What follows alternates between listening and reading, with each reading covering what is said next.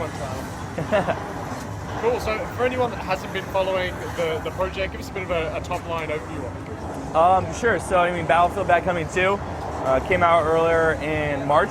Off to great success. We've sold over 5 million units worldwide, and so we're obviously very pleased with that. And had great success. We've been releasing pieces of content for players called VIP map packs, and now we're kind of ready to come out with our big digital expansion pack, and that's Battlefield Bad Company 2 Vietnam. Cool. So what's changed? So you can see obviously in the environment here, we are no longer in a modern day setting. I'm using an old school weapon, an old AK-47. I'm playing with some teammates here who don't look like they're in the modern day army. But it's still Battlefield Bad Company 2 at the roots. And so at the end of the day, you're still getting that same great online experience that you're used to in the past. There's just a lot of new settings, weapons, vehicles, all that stuff has changed and been kind of backdated, if you will, not updated, to Vietnam era. So as you can see here, I'm using an old AK-47. We have some of our partner guys around us here. There's quite a few, there's quite a few bad guys around. Oh, finally get down. One of the cool things we've done, as you saw kind of the opening intro, is we have a bunch of older vehicles. We have 6 of them to be exact. And one of them there, we'll go get it this time again, is my favorite, the Huey helicopter. And of course, Battlefield's always known for, the fantastic online gameplay, but vehicles always make a big part of that. As you saw, there's plenty of destruction still involved. So all those core tenets are still there. There's just a lot of new elements specifically for the Vietnam era. So you can see here I am in the Huey. We're gonna go.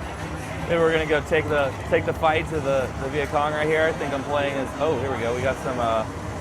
Somebody doesn't want you to. Yeah, someone doesn't want me to. So we're gonna come in hot in a second here. We also have a whole bunch of. Nice. There we go. Let my teammates take it out the rest of the way. Woo. Going from a modern setting to Vietnam, where you are limited by the kind of era-specific stuff that you can put into the game, is that a challenge or an opportunity? I think it's a little bit of both. You look at it in the terms of the fact is we wanted to make an expansion pack out of this game, and we didn't want it to be just new content and for the sake of content. So it's a really cool experience when you get in there. You look at the numbers and stuff, and you're like, okay, there's new weapons, there's new maps, there's all that new stuff. But at the end of the day, I can still come in here and try and come in there and try and dump a vehicle right on him. Kill this guy down for us. There we go. So at the end of the day, it's a brand new experience, but still feels like Battlefield.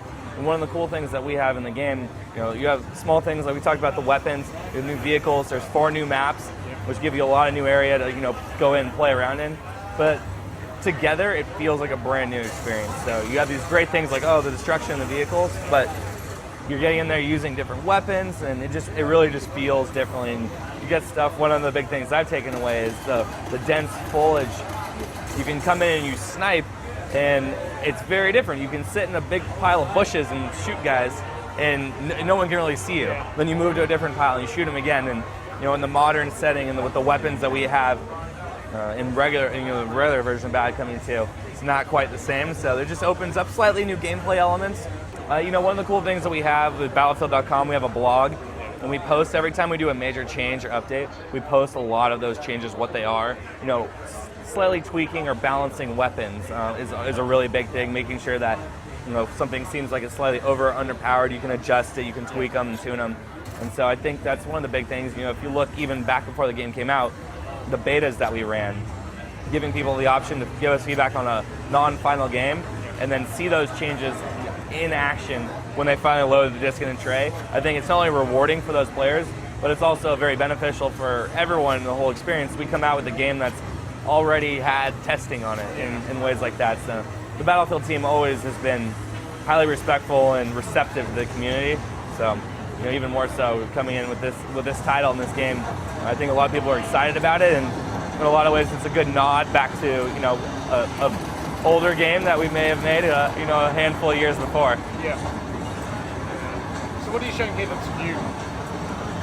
So everything like we talked about, the setting itself is new. We have the same modes that we've had in Bad Company 2, but this map itself is called Phu Bai Valley. And so as you can see, is that we're talking about the dense foliage and stuff like that. We have 4 total maps, and there's good variety within those maps themselves as well. So this is just one of the many to show. And you'll recognize it's kind of traditional conquest mode. Oh, so now I'm going to switch to the gunner and see if I can. All right.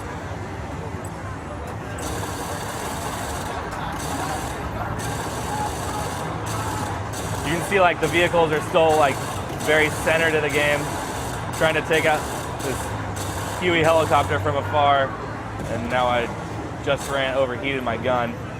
Uh-oh. There we go. Oh no! Oh. You can see like those are the great, what we call battlefield moments. Those great classic like archaic elements that you can't really script or try and reenact that. It's going to be really hard, but they're amazing and they're fun. I mean, that's a great piece to have on screen and recorded. So. In terms of tech, obviously wanting to support the game really heavily post-launch. Yep. What kind of process was put in place during development to allow for continual update of the title post-launch?